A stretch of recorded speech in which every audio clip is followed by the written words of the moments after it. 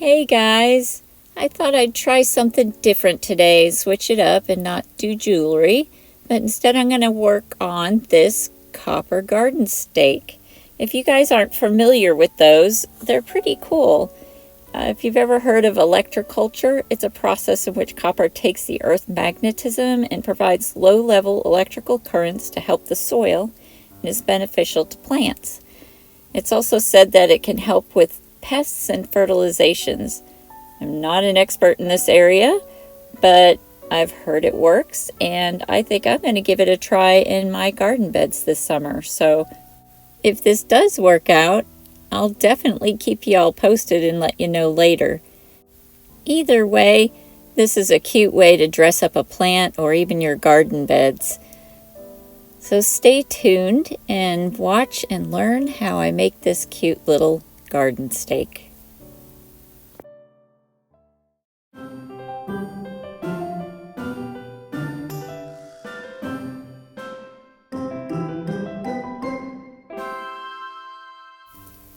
To get started, we're going to need the following materials. We're going to need some 16 gauge copper wire. We'll also need some 20 gauge copper wire.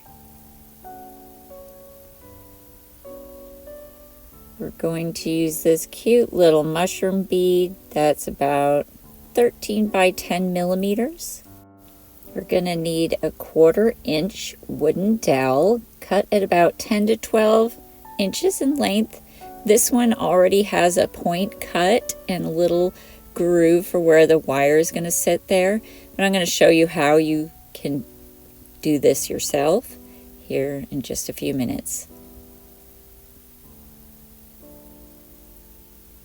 We'll also need some chain nose pliers. Going to need a pair of round nose pliers.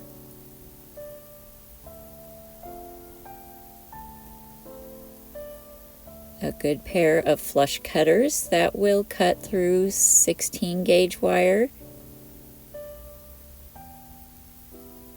You'll need a chasing hammer to flatten and texture your wire. You're going to need approximately a 50 millimeter mandrel of some kind. I'm using this jar of Protect-A-Clear, which I am not sponsored by, as a mandrel. You'll need a bench block. You'll also need some sort of small handsaw for what we're going to do next. All the tools that I use are in the description below if you need to refer to that. So let's get started on this project. First, we're going to take our wooden dowel, which here I've pre-cut at 10 to 12 inches long.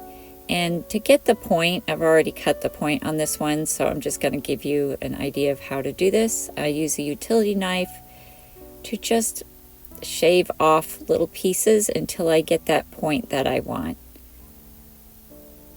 This is how carpenters sharpen their pencils, by the way, for all those who want to know.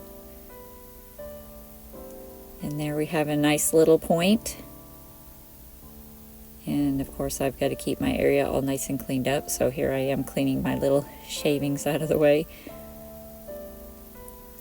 And then next we're going to add this little groove right here. This is where the end of the wire is going to sit in this stake. So here I have a jewelry saw, and I'm going to use this to cut my groove. It's got a nice fine little blade and it makes it easy, but you can use just a regular saw to do this. So I'm just getting down there just maybe 1/8 of an inch or less, maybe even the 1/16 of an inch. And I'm cutting like a little V groove here so that that wire will sit right in there and that little piece will just pop right out. Just like that. And there you could see that little groove in there. So now I'm going to grab a little piece of sandpaper that I have laying around here, and I'm just going to sand that little groove down a little bit so that there's no splinters or jagged edges I like to have my pieces all nice and clean and free from any possible harm. And then give the little tip a good little sanding as well. It doesn't take much. This wood is pretty soft. It's just a piece of pine.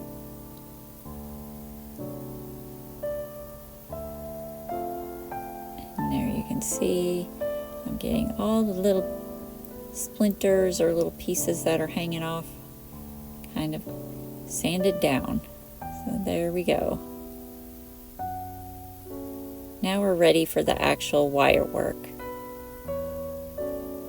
So here I'm grabbing my 16 gauge wire, and I'm just going to work off the spool because each piece I do is a little bit different in length, and so I like to just get what I need for this piece, and I don't want to cut too much.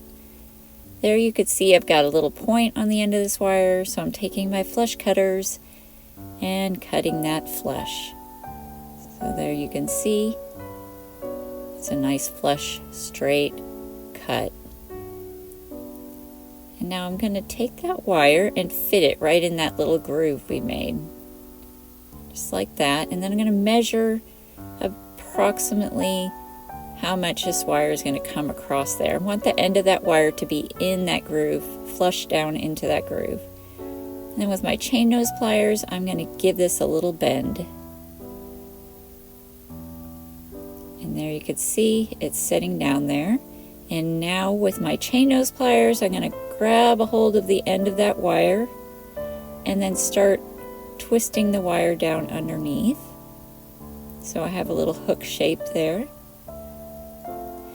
And now to kind of help this process a little, I'm going to make a bend in this wire, a little semicircle or a half circle here.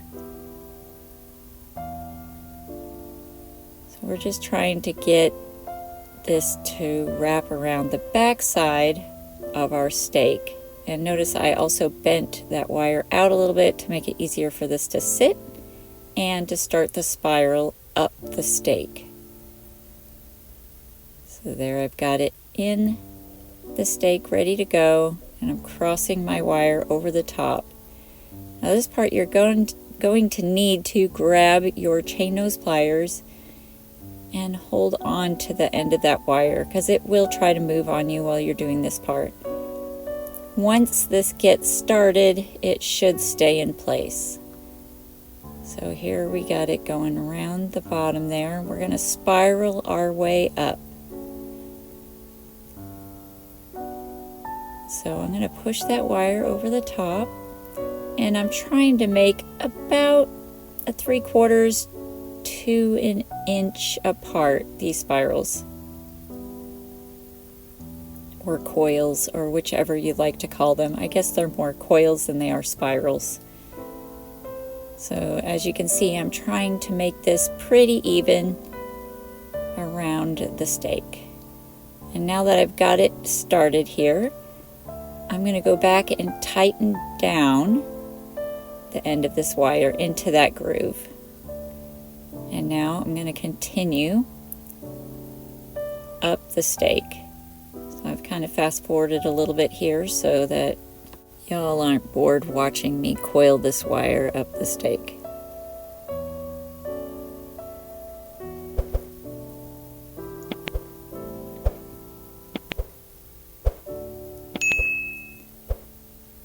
Now once we get to the top of the stake here, we're going to wrap that wire or coil it around the very top of that stake so it's flush around the top of there, and until that wire meets back with itself.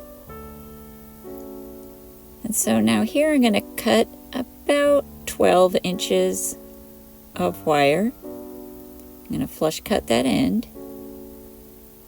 That's about 12 inches. And I'm going to start kind of making this into a bit of a circle there just to kind of start it off. And with my mandrel, I'm going to put the top of my stake onto the side of the can while pushing this wire down around the mandrel and keeping it pressed up tightly against the mandrel, because this will ensure a nice round circle. If you don't have it tight, you're going to have places where it's not very round. And then press the wire all the way up against your mandrel, all the way around, and then pull it off.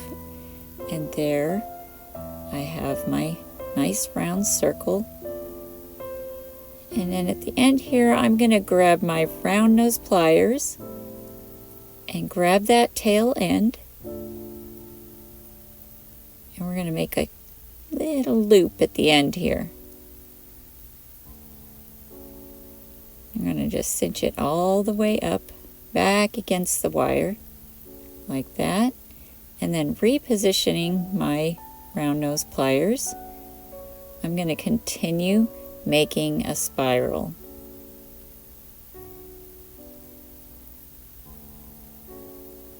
Now this is a spiral, not a coil. There is a difference. I get my words mixed up sometimes with these things. But there you can see we've got a little spiral there at the top. And now I'm going to grab my bench block and my chasing hammer, and I'm going to flatten this wire out all the way around this circle. And just harden that wire all the way around, like so. And there you can see it's all round and even. And now I am going to flip my chasing hammer over to that smaller side. Now what this does is just add some texture to the wire. In a sense, I'm just adding little dents all in the wire all the way around. And it just creates this really cool effect. So when the light hits it, it almost appears as if there's glitter on the wire, even though there's not. It's kind of like a faceted diamond where the light hits certain areas at different places and it shines off of it. It's kind of the same thing with this. It just gives a glittery effect.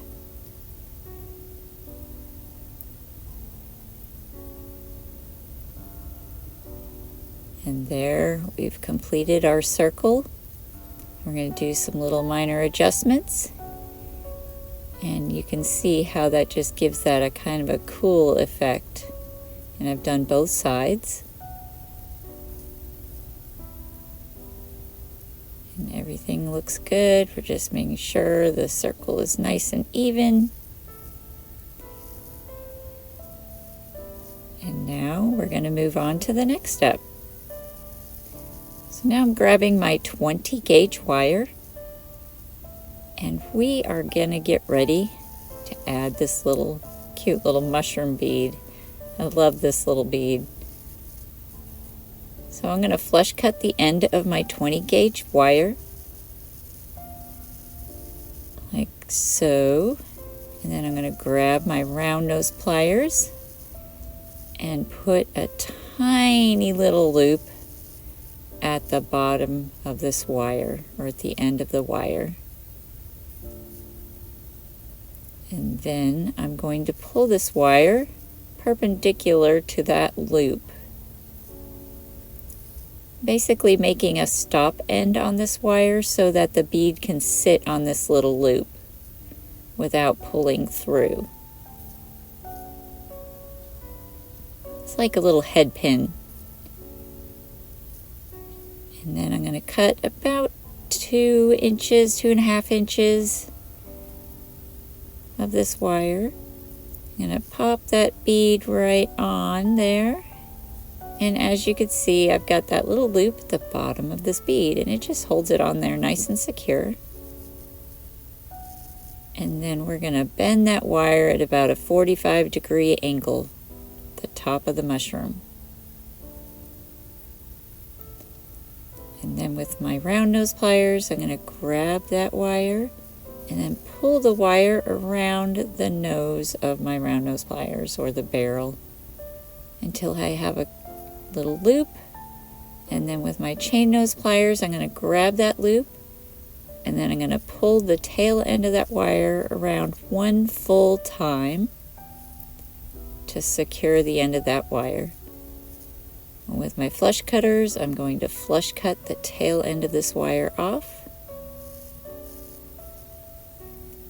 And then I'm going to take my chain nose pliers and tuck the little end of that loop in and under, like so. And there we have a completed bead. And now we're going to put that bead right there. In order to do that, I'm going to have to open this little loop, like so. So I'm twisting the end of that loop out, and then sliding my bead on. And then I'm going to twist that loop back closed, just the same way we opened it. Just twist it back down in there. And there we have a completed garden stake. It's pretty simple and easy to make these, and you could do all sorts of designs. I've done quite a few different things. You can use crystals, you can use stones, or beads. Have fun with it. Just be creative and have fun. That's all that matters. These are so much fun. I enjoy having them in my plants. They just add a little bit of charm to my little house plants and add so much to the outside decor as well. If you guys enjoyed this video, could you please give me a like? And if you want to see more like this in the future, go ahead and subscribe. That way you'll get notified and you'll know when I've put out new videos. I generally do it every Thursday of each week. Thanks so much for watching, y'all. See you next week.